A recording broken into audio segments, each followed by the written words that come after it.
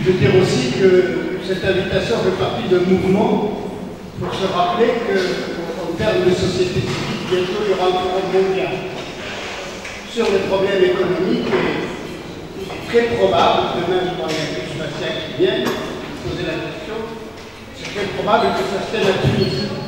Et c'est très important compte tenu des choses dont on parle et des défis dont on parle. Je veux dire, c'est quand même un mouvement politique de la société civile. Souvent, quand on est dans la société civile, on dit on est apolitique. Je crois que c'est pas vrai. Hein? D'abord, c'est pas vrai. On ne fait que des actes politiques maintenant qu'on a accès à des droits, on est des êtres politiques. Faut pas l'oublier, il faut le rappeler aussi.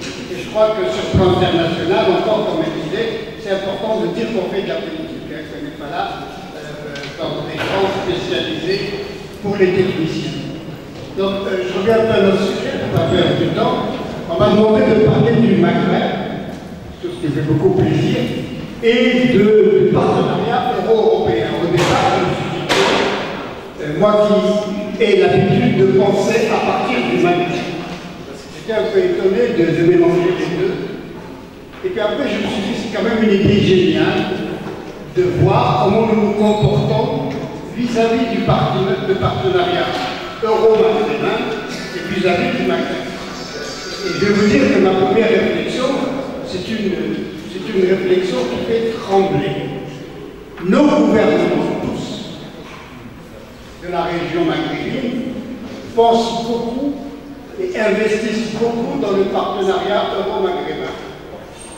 Et je peux dire que ça ne les intéresse pas du tout de penser ni de parler du Maghreb.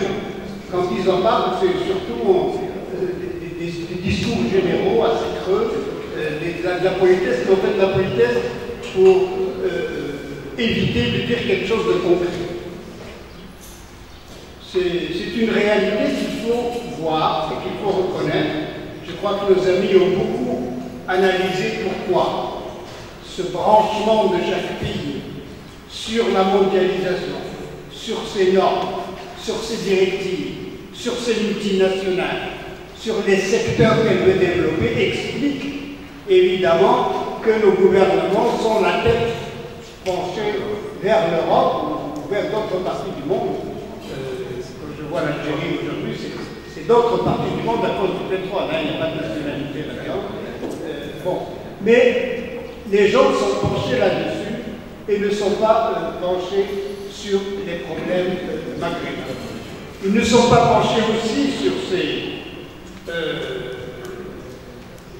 ils ont quand même cette orientation stratégique dont il a parlé, dont il a montré, je crois qu'on est tous d'accord, c'est pas la peine de revenir là-dessus, tous les muets. Ils sont aussi orientés là-dessus parce que nous sommes partout. Ça veut qu'on parle beaucoup de l'effet international, mais je ne voudrais pas qu'on pense que c'est de la faute des autres. Hein. C'est nous qui pensons à eux. Ce n'est pas eux qui nous ont obligés de penser à eux. Et on a vu le cas asiatique tout à l'heure qui montrait le contraire. Il ne faut pas oublier qu'il y a une raison interne profonde qui fait qu'on préfère penser vers l'Europe, en cadre de la mondialisation, plutôt que vers les problèmes de convergence économique locale. Parce que le risque est grand, d'abord, et parce que nos économies sont globalement, on l'a montré un peu pour la Tunisie, qui semble l'être le moins. Quand on pense à l'Algérie ou au Maroc, les choses sont beaucoup plus frappantes. Parce que, même ici, ce sont des économies rentières. Le comportement n'est pas un comportement de producteur, de quelqu'un qui va chercher de l'argent pour travailler. C'est le comportement de quelqu'un qui va se mettre dans une position favorable pour prendre de l'argent. Bien sûr, il y a l'argent du salariat, c'est plus facile, on en a parlé tout à l'heure, mais en général, ce sont des économies de rente qui se sont développées. Il y a des moments où ça monte beaucoup. Aujourd'hui, et depuis les crises d'ajustement structurel, et depuis aussi la crise énergétique, nous sommes montés puissamment dans les niveaux des économies de rente, au lieu d'utiliser cette situation pour améliorer nos conditions. On est monté beaucoup dans cette situation, et c'est normal d'ailleurs. Ceci, on le voit lorsque les gens parlent de corruption. Parce que rentier corrompu, hein, dans le système système capitaliste tel qu'il a évolué aujourd'hui, c'est souvent semblable.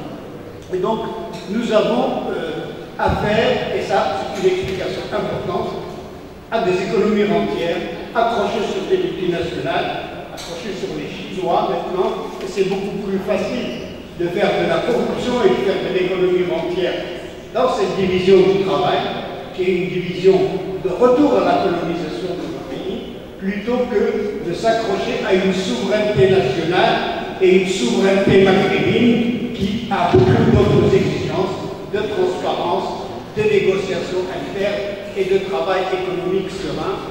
Et donc, je pense que cette chose est extrêmement importante. Devant cette situation, nous disons c'est très bien, on peut accepter cela, mais si les pouvoirs, je dis bien les pouvoirs, je ne dis pas des régimes économiques, il s'agit bien de pouvoirs ici, parce qu'ils sont intéressés par cet argent. Il ne faut pas oublier le côté argent qui est très important. Si ces pouvoirs donc ferment le jeu, interdisent de discuter de ces choses-là, parce que l'économie rentière est une économie de corruption, mais c'est aussi une économie totalitaire où on ne doit pas discuter, on ne doit pas non seulement discuter, mais regarder ce qui se passe, parce que ce qui se passe est mauvais, et vous avez beaucoup d'exemples sur la corruption qui aujourd'hui se montre de plus en plus malgré tout. Donc, ces pouvoirs, on me dit, ils n'ont pas intérêt à vous laisser parler, c'est pas la peine d'en parler, puisqu'ils ne vont pas vous laisser parler. Moi, je pense, c'est peut-être naïf ce que je dis en fin de carrière, que le poids de l'opinion publique, le poids de la société civile est important. Le poids de négociation, bien sûr, il n'est pas toujours important. Il y a des moments, et je me souviens lorsque le FMI était venu en Afrique du Nord avec le PAS, et je me souviens à l'époque d'une fonction politique concrète, je faisais les tours des pays maghrébins pour dire est-ce qu'on peut parler la même chose au pays du FMI? On disait non. On disait d'abord que j'étais complètement arriéré, au moment où nos sociétés voulaient se moderniser, comment ne pas parler de flexibilité, comment ne pas parler de compétitivité, et dire qu'on parlerait un autre langage. Donc je crois que de l'autre côté, on a beaucoup progressé. Aujourd'hui, on peut parler, on peut même imaginer un front pour dire non. Et ce n'est pas théorique pour la Tunisie, parce que sur le plan de la dette, ça peut se passer l'année prochaine, cette année ou dans 2 ans, comme on vient d'en parler tout à l'heure. Donc on est complètement dans des problèmes réels. Et les dénonciations de la société civile sont quelque chose d'important. Ça n'arrive pas toujours, il faut en profiter. Nous sommes dans une situation de révolution arabe, comme on l'a appelé. D'ailleurs, mais en fait, c'est un autre sujet. Vous remarquerez que ce n'est pas une révolution vis-à-vis des États entiers. C'est ahurissant. Ceux qui ont gagné dans cette affaire, ceux qui tiennent les nouveaux pouvoirs, eh bien, ils ne prennent pas conscience que parmi les mots d'ordre politiques qu'ils doivent prendre, parmi les instructions qu'ils doivent mener, sont des instructions pour tuer la langue. Apparemment, ça ne les gêne pas.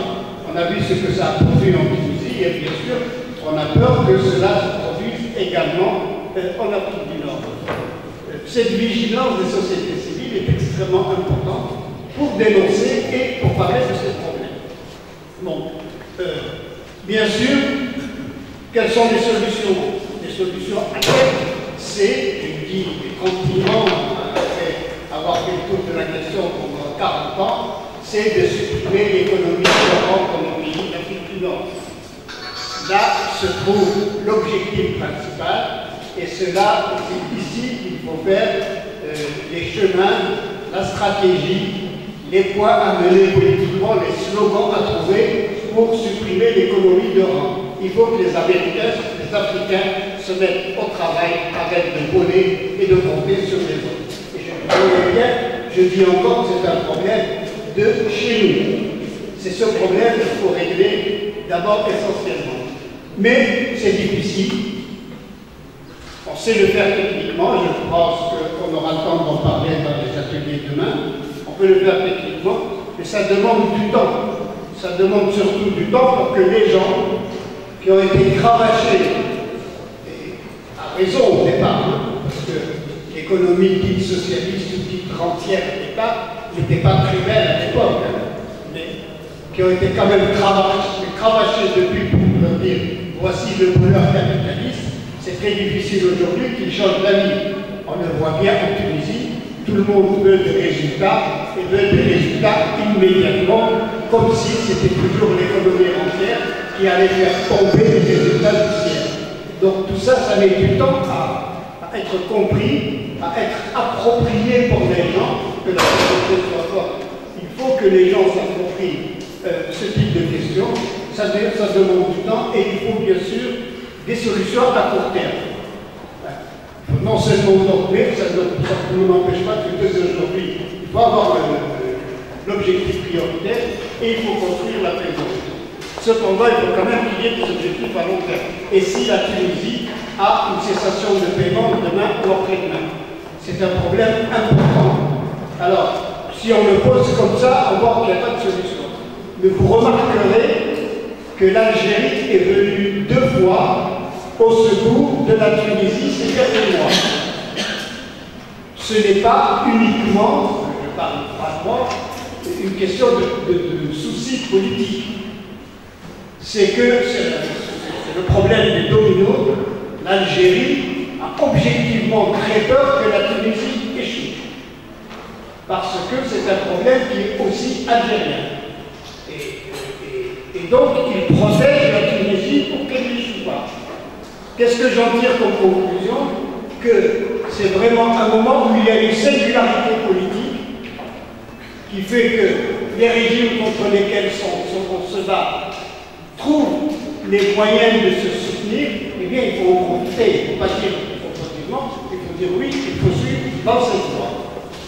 Et donc, il faut travailler contre la peur de l'échec de la Tunisie au niveau maghrébin. Si on ne peut pas au niveau des 4 pays, des 3 pays, ce n'est pas grave de commencer au niveau de 2 pays. Parce que l'exemple est toujours bon à faire. Et je pense réellement qu'on peut travailler la question sérieusement, sinon au niveau du gouvernement, je ne sais pas ce qu'il pense, en tous les cas au niveau des sociétés civiles, pour moi, donner l'idée est quelque chose d'important. Et cette idée est simple en réalité. Quand on voit le problème de la Tunisie, on se dit, est-ce que le Maghreb est si endetté que ça? Voilà. Si on prend le Maghreb avec les 3 pays, il n'est pas si endetté que ça. Il est même peu endetté. Et si on considère que les sociétés multinationales qui travaillent sur le pays du Maghreb sont en réalité au nombre de 5, j'enlève celles qui gagnent de l'argent en vendant des techniques pour l'eau, qu'est-ce qu'il nous reste? Celles qui achètent du phosphate et celles qui achètent du pétrole. Et c'est généralement souvent les mêmes. Et elles se situent souvent au même pays, que ce soit d'ailleurs au Maroc, en Tunisie, ou en Algérie, pour le pétrole et le gaz. Eh bien, dire que nous avons une dette commune, qui n'est pas une dette qui vous oblige à casser un pays entièrement, comme on le racontait tout à l'heure, à l'obliger à faire des déflations, à le ruiner et à l'obliger encore à aller vers l'économie spéculative. Parce que ce qui est horrible dans ce type d'organisation du capitalisme finissant aujourd'hui, c'est que non seulement il fait une mauvaise politique de l'ajustement structurel, c'est vu, c'est démontré, mais en même temps il ouvre grande la porte à la spéculation, à la corruption, etc. Et non seulement donc il vous ruine, mais moralement, il ruine vos sociétés. Et ce qu'on peut faire, et qui est en même temps un problème politique, c'est d'aller, je n'ai pas le temps de le détailler ici, mais de dire qu'une politique innovante, ça consiste à ouvrir un fonds des dettes, qu'on pourrait dire des dettes exagérées, qui dépassent le niveau que supporteraient les banques, le niveau qui les oblige à faire du 5-6% de taux d'intérêt ou à limiter les crédits pour un pays ou à l'obliger à rééquilibrer. Et ce fonds est très rentable parce que pour rembourser l'argent de ce fonds, on accroît les échanges maghrébins pour se rembourser en argent et on les accroît jusqu'au point où la dette se situe au niveau le plus bas, puisque c'est un fonds entre deux pays. Bon, on peut y aller dans le détail après, effectivement, mais ce n'est pas très difficile. Et ceci est quelque chose de faisable. Je ne vois pas pourquoi l'Algérie donne 500 millions, puis elle donne encore 500 millions. Le Koweït, paraît-il, je ne sais pas, je n'y croyais pas à l'époque, mais enfin, et puis demain risque de donner 500 millions, parce qu'elle est dans cette situation d'attente, au lieu d'ouvrir un fonds de 2 ou 3 milliards entre les deux pays. Voilà, je m'arrête là aujourd'hui pour dire en fait que, surtout, parler de, j'allais oublier encore une fois, du partenariat euro-maghrébin, avant de parler du partenariat maghrébin, l'histoire a montré que c'est un mauvais exemple et qu'il faut faire l'inverse. Il faut parler du Maghreb et ensuite du partenariat euro-maghrébin. Merci. Merci pour cet exposé court et très riche, très profond. Maintenant, la parole, c'est à notre ami.